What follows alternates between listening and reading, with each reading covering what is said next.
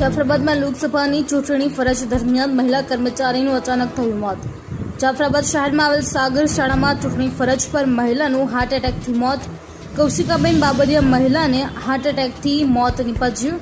PM અર્થે Rajula general hospital ખાતે ખસેડવામાં આવ્યા છે। કર્મચારીઓમાં શોકનું મોજું ફરી વળ્યું। અકબર સૈયદ, જી ન્યૂઝ, જાફરાબાદ।